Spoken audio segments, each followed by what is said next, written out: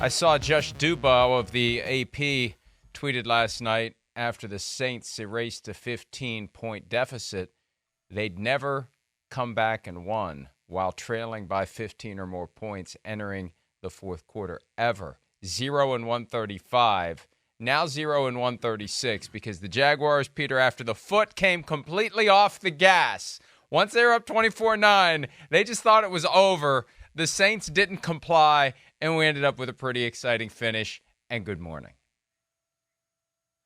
Good morning, Mike.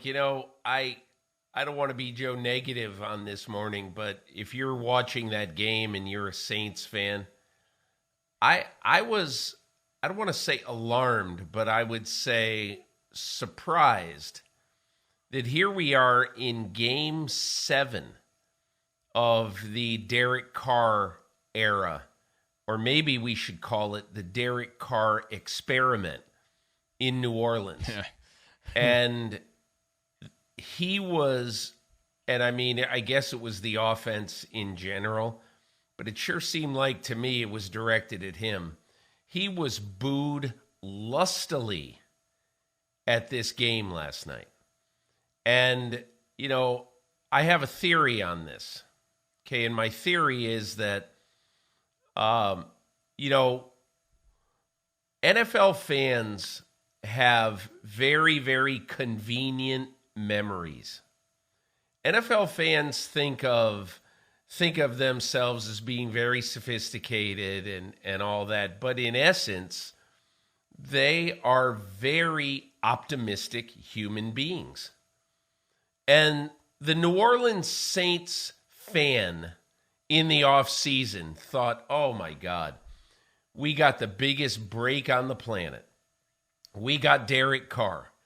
And the Raiders totally mismanaged him last year. And we are going to be the beneficiaries of that.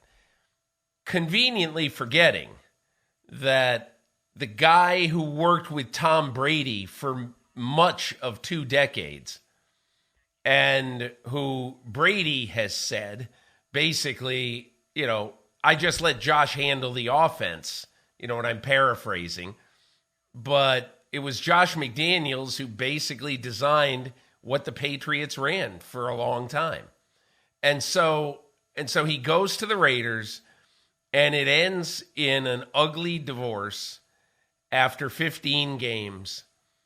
So ugly that Derek Carr doesn't even show up for the last 2 weeks of the season. But everybody said, hey, listen, it's this has got to be McDaniels' fault. This can't be Derek Carr's fault. Guy's had a good career. He's going to go somewhere and be good again. And, Mike, I just looked back on last year. We talked about this.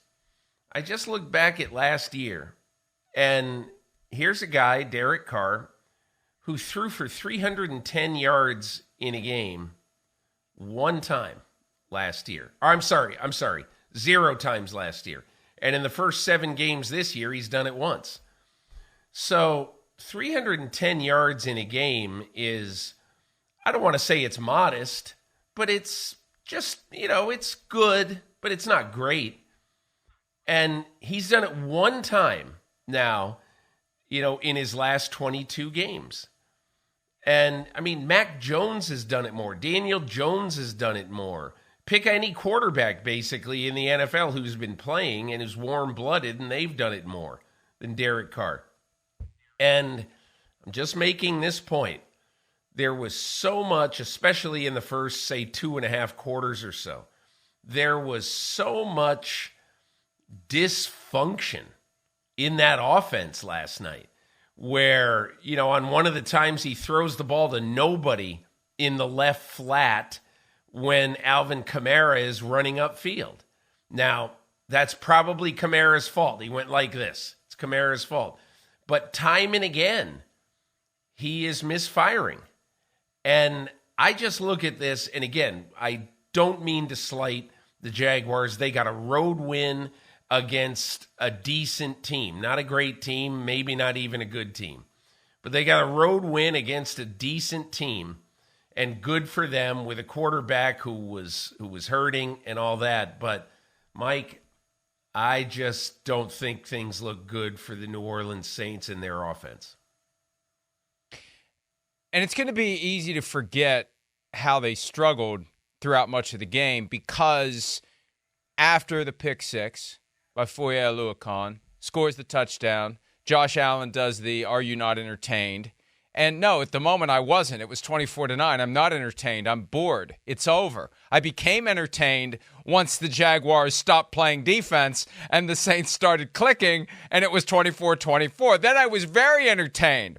I was very entertained as the teams traded possessions at 24-all. I was extremely entertained when Christian Kirk ran faster than he has since he was at Texas A&M. He said that after the game en route to the end zone. I was extremely entertained as the Saints drove down to potentially tie it up or who knows, maybe go for two and walk off win short of overtime. That was entertaining. It didn't become entertaining until it looked like it was over. And it was one of those scores where, man, this is 24-9.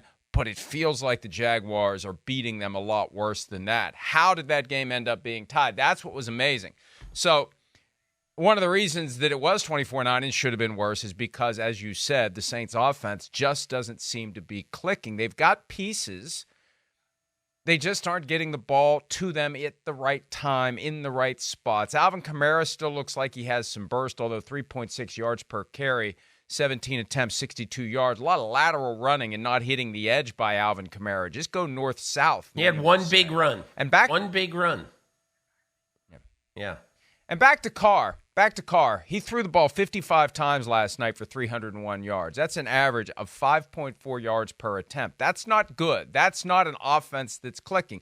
You have to be at least 7 in today's NFL for people to say, okay, you're doing all right. Now, there was a time when 7 yards per attempt was a big deal. Now 7 is the bare minimum to make a plausible argument that your offense works the way it should. Hi, it's Mike Florio. Thanks for watching PFT on YouTube. Hit subscribe for the latest news and analysis from Pro Football Talk.